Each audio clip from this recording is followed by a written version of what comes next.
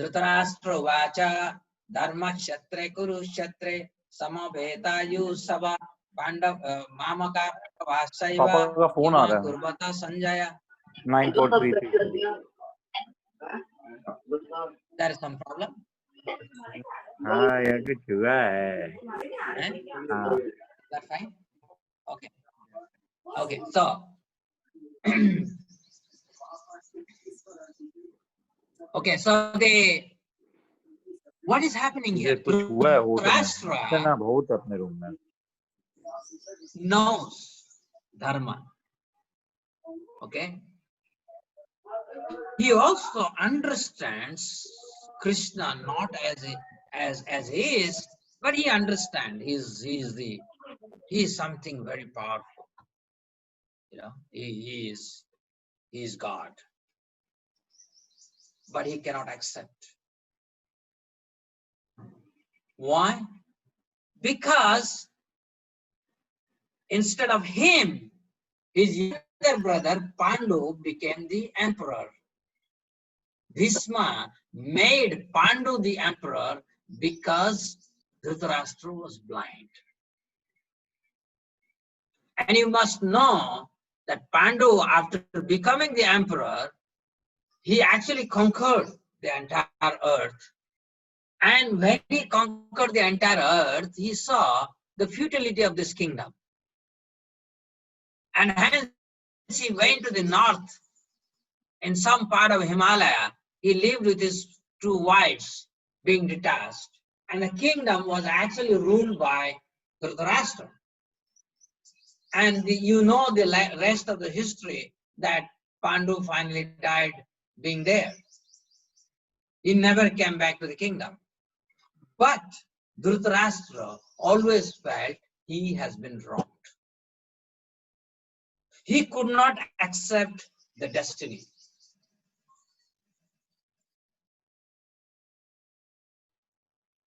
And he was always revolting against the providence. You are not fair to me. And that is the status of Dhritarashtra. And simultaneously, he is very attached to his son, who is actually living in demoniac principles. His son has no love for his father. His son is simply looking at the throne of Hastinapur. He has no love for his father, but his father is simply in moha or attachment with his son. In fact, his father tried his best to divide the kingdom equally. Duryodhana won't agree. Krishna would come and say, okay, you give 5 villages and let us settle it. That also he won't agree, although Duryodhana would, Dhritarashtra would like Duryodhana to make a compromise, agree to this, but he won't agree. So he was so tired. If you look at the question, in his question, there is a lot of fear. Kima kurbata sanja. Baba, they have gone to the battlefield. The war is about to begin. Why is he asking that question? He's asking that question because he wants a settlement. And in spite of knowing very well that Pandavas are righteous, virtuous, most likely they will win, but hope against hope, he's thinking somewhere that his son will become victorious. And that is the result of attachment. And ultimately, what happened to Dhritarashtra? He saw all his 100 sons killed in the battle of Purushottam. Okay, so this is Dhritarashtra. So he represents many of us who are told that we must follow the path of Dharma, but we don't take it seriously. Rather, our heart bleeds to satisfy our material greed, anger, and lust.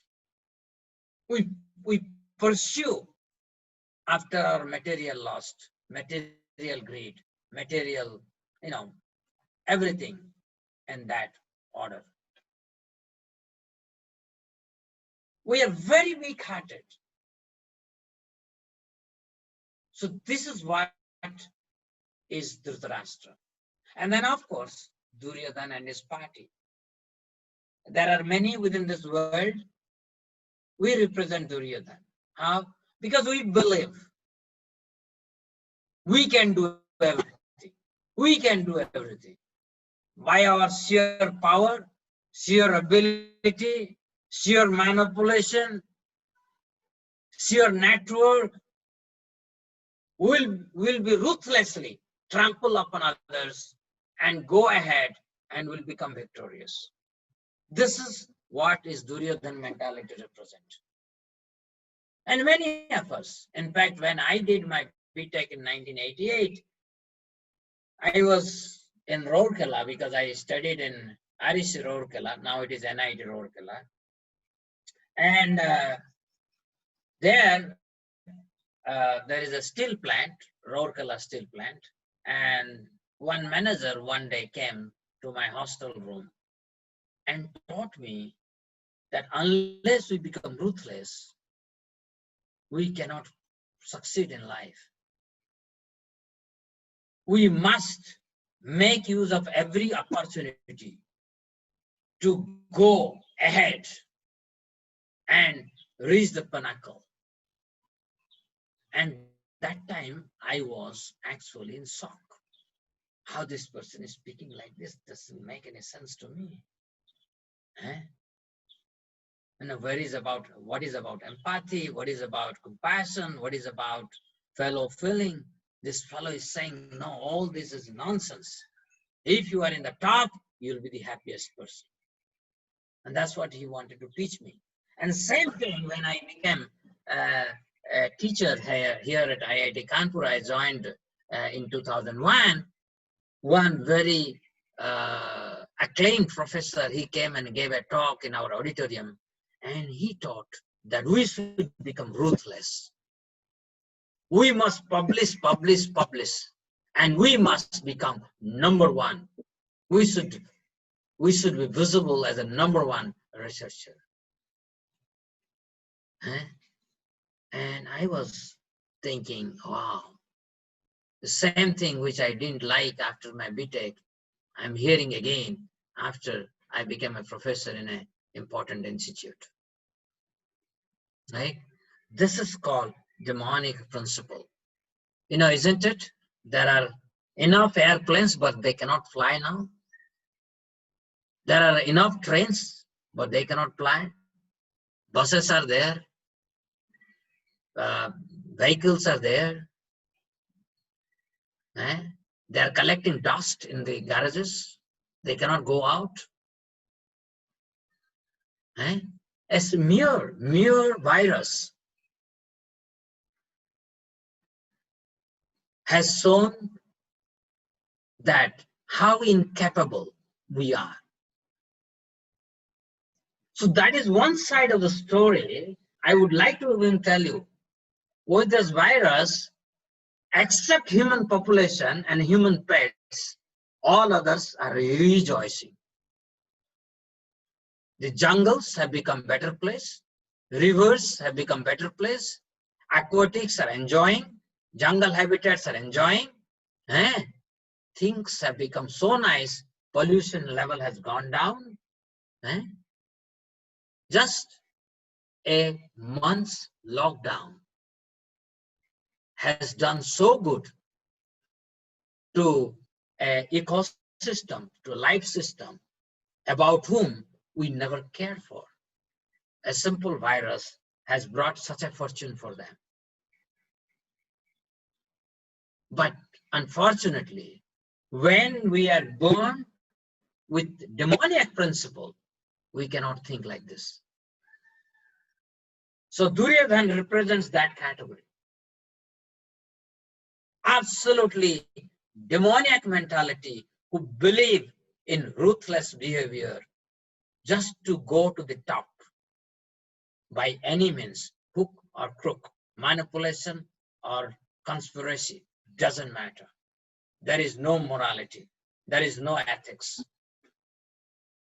And then there is a category, Arjuna and his party. When Arjuna saw his friends, his own teacher, his loved great-grandson, he felt, oh, this is what I'm going to do. I have to fight in a battle to kill all of them. They're from our family. And he got confused. He gave two very pertinent arguments in the chapter 1. One argument is, Duryodhana doesn't understand. He's in ignorance. He doesn't know what is good and what is bad.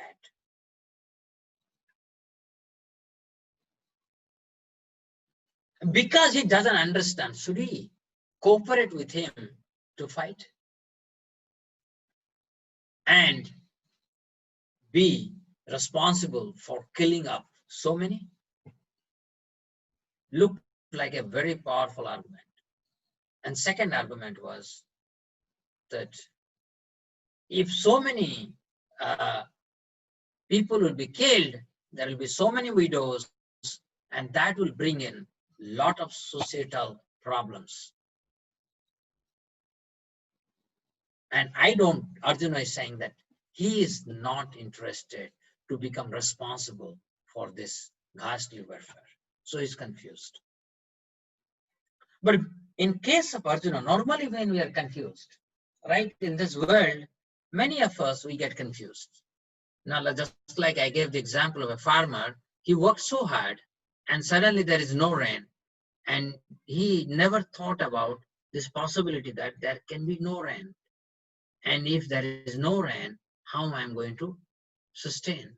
Because he builds a big dream based on his farming activity. And then when he sees that his dream cannot be fulfilled, his energy level goes down, gets confused, and sometimes enters into depression. And finally, it may lead to even the suicide. So normally when reverses of life, they come, we enter into depression, we enter into confusion. But only when we are grounded in spiritual strength, because Bhagavad Gita doesn't tell that we are temporary. Bhagavad Gita informs us we are eternal. Atma is eternal. So that which is eternal, how you can associate with that anything temporary? So this is the beauty of Arjuna, that although he got confused, he surrendered to Krishna. Sishyas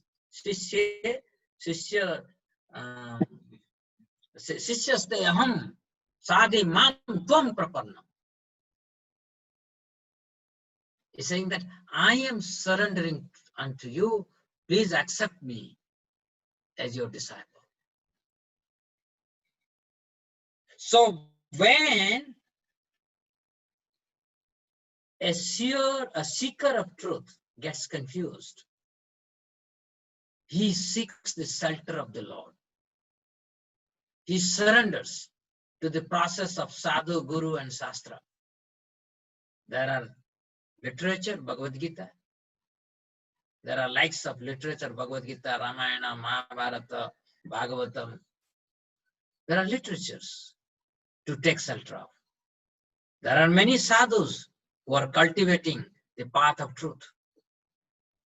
And there is Guru, spiritual master, who are compassionate enough to impart the science of divinity unto those who are sincere seekers. So this is Arjuna.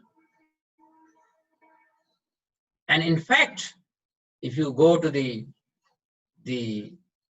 invocation of Bhagavad Gita, it is said that Krishna purposefully used Arjuna to teach all of us the Bhagavad Gita because we don't ask questions. He confused Arjuna, and Arjuna asked relevant questions pertaining to life. And Krishna answered. And can you imagine this literature called Bhagavad Gita has attracted all forms of people, be the intellectuals, philosophers, scientists, businessmen, all kinds of people, seekers of truth, all denominations are attracted by the knowledge of Bhagavad Gita. I won't find a single person who is looking for knowledge, who is looking for truth, will not take interest in Bhagavad Gita. When I was in Germany, I used to go even to church, and we used to have sitting there discussing Bhagavad Gita and their Holy Trinity. And people used to participate. Because you can take so much from Bhagavad Gita. It doesn't matter whether you're a Hindu, Christian, Muslim, or any denomination. Because Bhagavad Gita is Sanatana. It is eternal Dharma. It has nothing to do with temporary denomination in terms of caste, creed, religion, and so forth. And then we have Sanjaya, who is broadcasting this conversation between Krishna and Arjuna to Dhritarashtra. So while Sanjaya is hearing Bhagavad Gita, at the end he declared, Yatra Yogeshwara Krishna, Yatra Partha Dhanurdhana. This is the last verse of Bhagavad Gita. It says, wherever there is Krishna and wherever there is Arjuna, there is certainly victory, opulence, morality. There is no doubt. This is my opinion. This is what Sanjay is saying. Sanjay has already declared that Arjuna is going to win. But Dhritarashtra could not understand, appreciate it. That means when we are attached to the filial world, even if we are spoken about the knowledge, we cannot internalize it, we cannot digest it. So this is the distinction between Sanjay and Dhritarashtra. Sanjay got liberated, Dhritarashtra remained conditioned. And of course, the central character of Bhagavad Gita is Krishna. In this literature, Krishna again and again tells that he is the absolute truth. In 5.29, he says, Bhoktaram egatapasam sarvalokam maheshwaram suhrut sarvabhutanam jnatva santim ruchati. So, Krishna is saying that he is the supreme enjoyer. He is the supreme proprietor simultaneously. He is also our best friend. Suhrud Sarvabhutana. In 7.7, Krishna spoke when he wanted to explain the noumena and phenomena. Phenomena is our own experience, right? We have the experience of hunger. We suffer from hunger. Hunger is not something nice, right? We suffer from hunger. That's an experience, right? We suffer from greed. We suffer from lust. We have varieties of experience. The experience why the huge objects like Earth planet, Moon planet, Sun planet, Jupiter, Mars, Neptune, Venus, why they are floating? What makes them to float?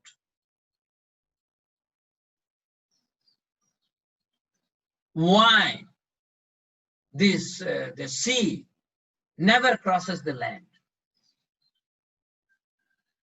You know, there are so many experiences we have, and we would like to understand, or we want to find the noumena, that whatever experience we have,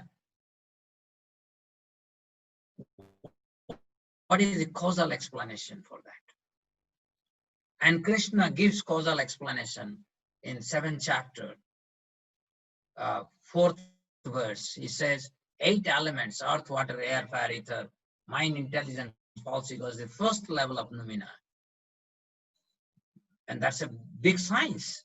This is not an ordinary thing. You know, it's not, Bhagavad Gita is some kind of Sanskrit language. No, it's a very scientific language. It says that earth is a medium that carries fragrance. The water is a medium that carries taste. The fire is a medium that carries form. The air is a medium that carries touch. The ether is a medium that carries sound. And there is a beautiful, explanation how the interaction of these elements with the sense object of senses, sense objects, results in an experience, right? So beautifully given. So that is the first level of noumena. Second level of noumena, he talks about the Atman, I. Simply this 8 will not explain everything. Beyond 8, there is the soul. And then beyond that, there is Krishna. He says, Mataha parataram nanyat kinchit asti dhananjaya. So that is the 7th chapter, 7th verse. He says, there is no superior truth than me. And again, in 7th chapter, last verse, he says, Adi Bhuta, Adi Yajna, and Adi Deva. Anybody who knows Krishna as the presiding principle or ultimate principle of material laws, Adi Bhuta. Bhuta means modes of material nature, the way nature operating. He is the presiding principle. He is the ultimate causal principle. Adi Deva, the universal affairs are being conducted by varieties of agency. There is Agni Dev, there is Pavan Dev, there is Indra Dev, and he is the presiding principle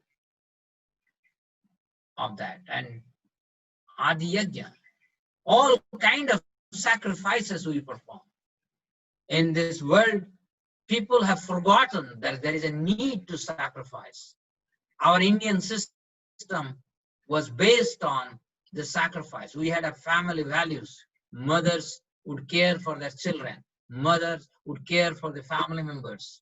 That's how they kept the entire family together, right? There was a sacrifice, right? Teachers educating children and particularly building their character. Now there is no value to the character. Even our father of nation, Mahatma Gandhi, said, education without character is simply a nonsense, a disturbance. Where? So, teacher building the character of the children. Okay, these are all acts of sacrifice. Sacrifice is not simply you do a fire sacrifice and that is sacrifice. No, a farmer goes to the field, works very hard. That is also sacrifice. There are many service providers, whether it is health worker, this or that, they are day in, day out working. These are all sacrifice, right?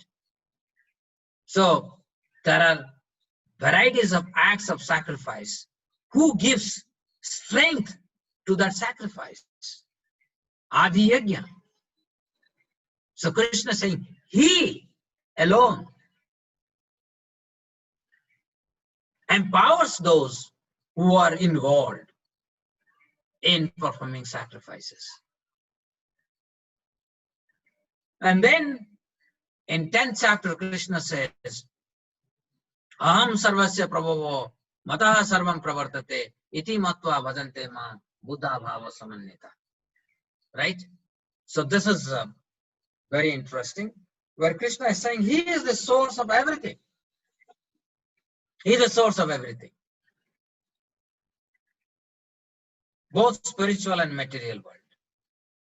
And those who know this perfectly, they naturally become devoted to Krishna. They perform.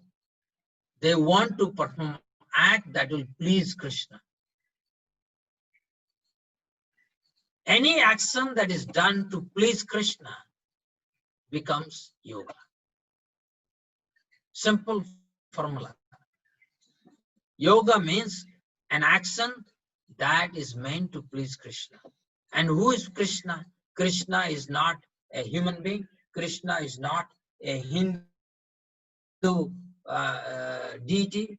Krishna is that absolute truth that encompasses everything that exists. Eko bahunam yo vidadhati kama chetanas chetananam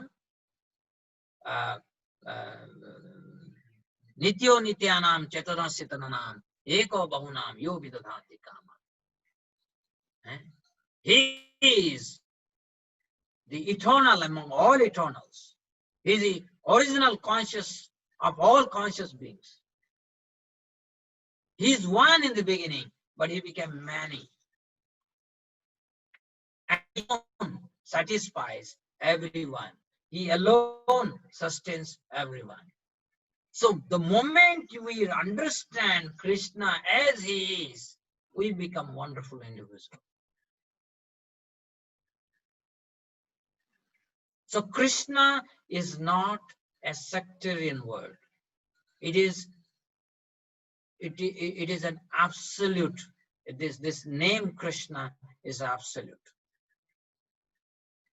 So he is the central character. So there are, in chapter 1, these 5 characters have been introduced, and the principal among them, of course, is Krishna and Arjuna. Arjuna is confused, surrender to Krishna, and Krishna answers. And in those answers, we get all the information that is necessary for all of us. So to motivate you, I said the reverses of life are very difficult to accept. Right? Like coronavirus is there, and suddenly your company writes a mail saying that we don't need your service anymore. You are absolutely crestfallen. But my point is that from the very childhood, we should have trained about the temporariness and uncertainties that are there within this world. Then we can prepare ourselves how to handle all these challenges and uncertainties.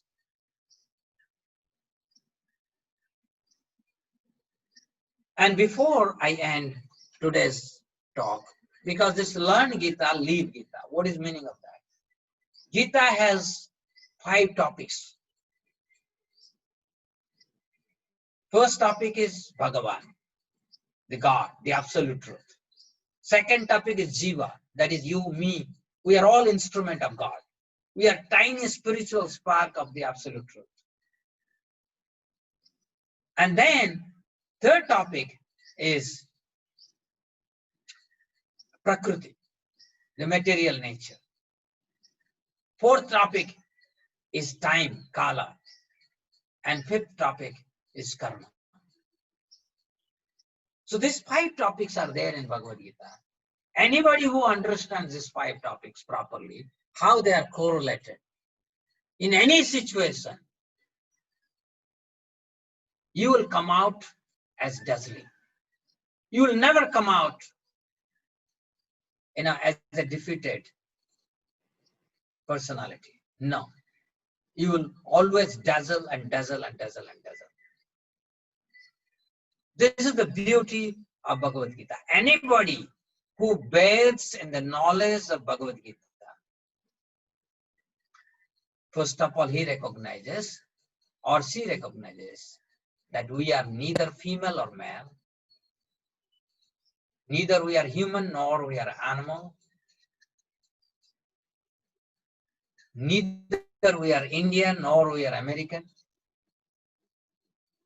We are eternal spiritual spark or divinity of, just like Krishna saying, Mamai Vansa Jiva Loke Jiva Bhuta Sanatana.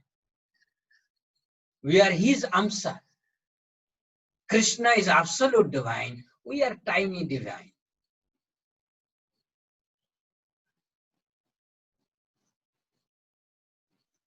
So, anybody who has Bhagavad Gita, divinity sinks within him. And hence, our perception of the world changes. From discriminatory and exploitative, we turn towards that of sacrificing nature, loving, it's completely sea change. We get the strength to tolerate. We are able to forgive. And we are able to feel others suffering. This is Bhagavad Gita. It brings out the true divine character out of ourselves. Are we not suffocated with lust, greed, anger, and the alleged sickness? So this literature will help us to water our divinity. And our divinity is nicely watered by internalizing each and every verse of Bhagavad Gita, not a one verse or two verse selectively. All 700 verses, we must internalize. So that's why learn Gita and then leave Gita.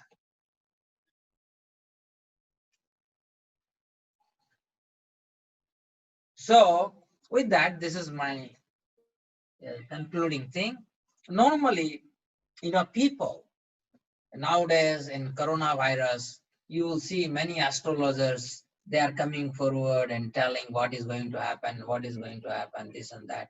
So many things. And then there are people are saying at a foreteller, let's go to the foreteller, what is going to happen, and all those things are there. But my question is that why we look forward, search fortune teller, only when we are put into a difficult situation. And this is not only happening now because of coronavirus. I am from IIT Kanpur. Long back, IIT Kanpur hired a Sanskrit professor. And it turned out that Sanskrit professor knew astrology. That means he can make your kundali and tell. And let me tell you, many of our professors outside, they would say, oh, this is all nonsense. This astrology and this, this is not a science. This is ignorance. But this Sanskrit professor later told me, because he resigned from this job here. And because I had some connection, because I had a student who was working in Sanskrit, so I had some communication with him. So when I heard that he is leaving, I told, why you are leaving? He said that I was harassed by your community here. Every day after 7 o'clock, there will be a big line. Everybody is coming and telling me, please tell me about my fortune.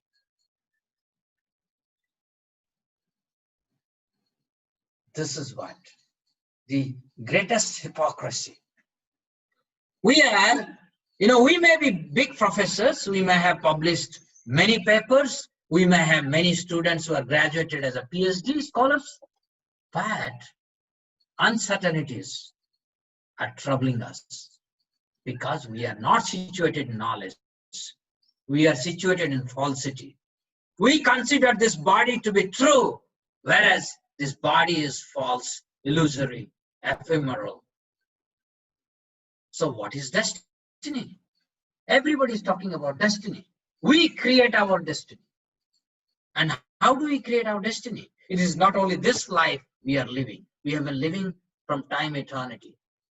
Millions of lifetimes we have already taken, and millions are waiting for us. So sum total of reactive karma presents us in different ways. And by virtue of that, sometime I miss my near and dear ones. Sometime I'm cut while, indulging in, illicit activity, and infamy shrouds me completely and makes my life hell. Sometime, I lose my position. So many things happen. Or unnecessarily, I have to go through this corona situation as well. So this destiny is our own creation. We have to recognize. We must know, using our limited senses, whatever we know is very little. How much we know about this world? My dear friends, nothing we know. In fact, that which we can know using our divine senses is unlimited. But unfortunately, we are after something very limited because of our ignorance. You accept Bhagavad Gita, then you will enter into a realm, into a world that is beautiful, aesthetic, and full of beauty, and having unlimited information. So to end my discussion, my dear friend, you will make your destiny by accepting Bhagavad Gita. If we don't accept Bhagavad Gita, then what will happen? The three modes of material nature will always make us a puppet, and we'll be always dancing. And because we are so helplessly dancing and the ocean of this material ignorance, so helplessly, that even if I acclaim myself a great professor, when I see a fortune teller, I go and foolishly, hypocritically ask him, please tell me my fortune. This is what will happen to all of us. So it is time. We are born a land called Bharatavarsha. This Bharatavarsha has given rise to very wonderful seers of truth. From Shankaracharya to Ramanujacharya, from Madhvacharya to Sri Chaitanya Mahaprabhu. Abundant. We have wonderful literature. Among all those literature, Bhagavad Gita is the quintessential literature. And being born in India, we can easily appreciate the subject matter in Bhagavad Gita. Long back in 2002, when I was in Germany, I was invited by my friend Bhattu Krishna to give a talk on Bhagavad Gita to his friends. So among them, there was a boy, American boy, who was studying in ETH, Zurich. So I started speaking what is soul. From morning I started, early morning, almost like 8 o'clock, and went on almost like 4 o'clock. I could not explain to him what is soul. He could not understand what is soul. And finally I told Bhattu Krishna, you do Hare Krishna Kirtan and let me cook. I cooked, offered to Krishna and fed prasadam. And that American boy was very happy taking prasadam. Okay, nice sanctified vegetarian food. That's all they can do. But we Indians can easily understand what is soul. You can understand. Each one of you have the capacity to understand what is Atman, what is Paramatman, what is our relationship with God, what is our relationship with this world. we can easily understand simply reading this Bhagavad Gita. Your life will be holistic. You will be a completely different personality when you churn the nectar of Bhagavad Gita and internalize in your life. So I have taken 1 hour, right? Yes. So This is so amazing. This is Milind.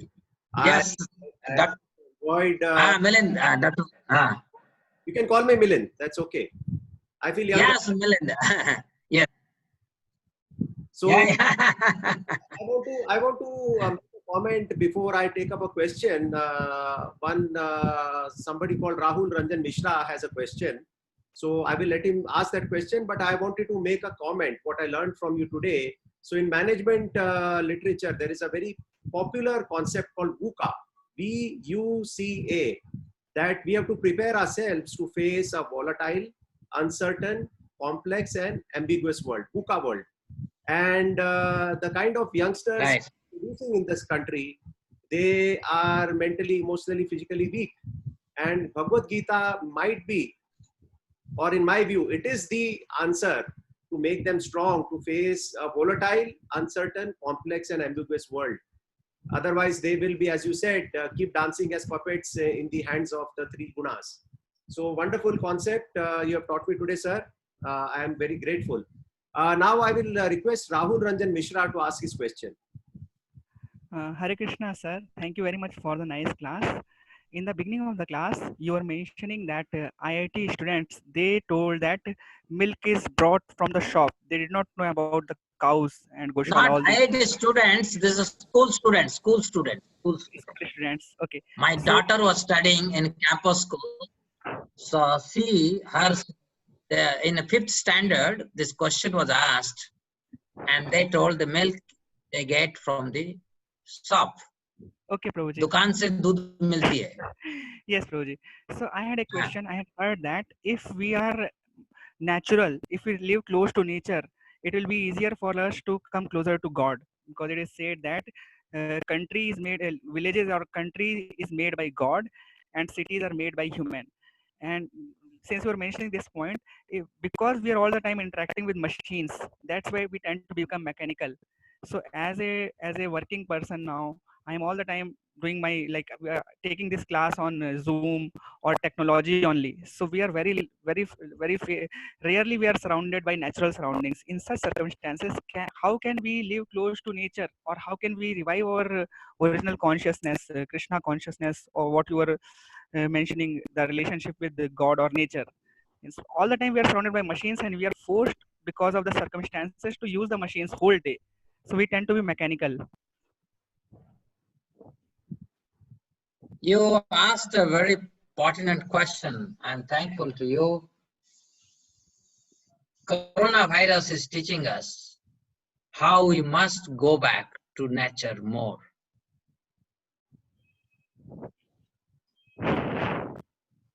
We need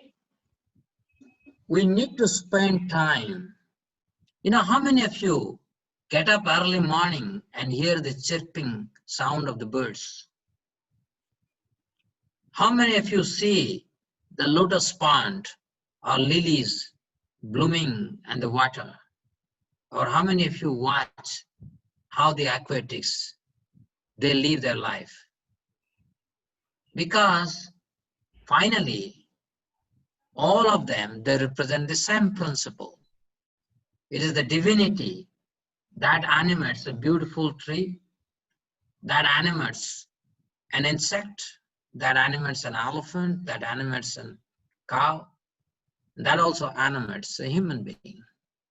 And this is why in Bhagavad Gita, 5th chapter, it is said, Vidya Vinaya Sampanne, Brahmani Gavihostini, Suni Chaiva Sopakecha, Pandita Samadarshina.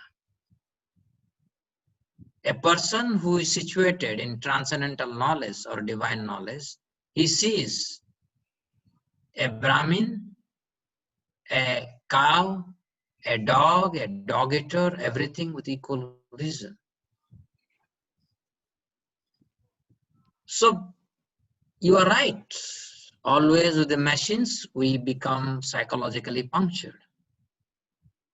It is time that we make our plan, life plan in such a way we associate, we keep a balance of our life. We are talking about smart cities, but we are not talking about smart villages. We don't encourage people to live in villages. You know, since my days, I see nobody wants to live in a village. Everybody has left the village. So that means the majority portion of India is underutilized. Cities have become too crowded. So we need to make a wholesale change in organizing our country, our nation. But first of all, this organization will be successful provided we keep the Bhagavad Gita principles in the forefront. Then only we'll be able to create an ideal nation. It will not happen just like that. So, yes, India is a very beautiful country. You can, I have gone to all parts of world, and only when I'm in India, I feel I'm like a king. You know, the reason is in this country we have everything beautiful. Only thing is that we have to bring our spiritual treasure within ourselves. Then this country will manifest to its full glory. And so for that, slowly, we are, many people are going towards organic farming. We started organic farming in our Vrindavan Gurukul, where the the soil was completely salty. The so-called modern district agriculture officers, soil conservationists, they told us nothing can be grown here. Whatever we are growing from that salty, alkaline soil, the wheat, rice, all of them are fragrant, right? We are growing all kind of vegetables, mustard seed, because we want our community there to be as self-sufficient as possible. So the self-sufficient community concept, even what Gandhiji once upon a told, that has to be brought in a much more rigorous way to our society. And yeah, it's a very, yeah. I have Any other question? sorry, I have one more young student asking this question. His name is Tanish Gupta. He has said, Hare Krishna Prabhuji, Dandavat Pranam. If our purpose of life is to be detached from this material life, then why we take material knowledge by studying physics, chemistry, etc.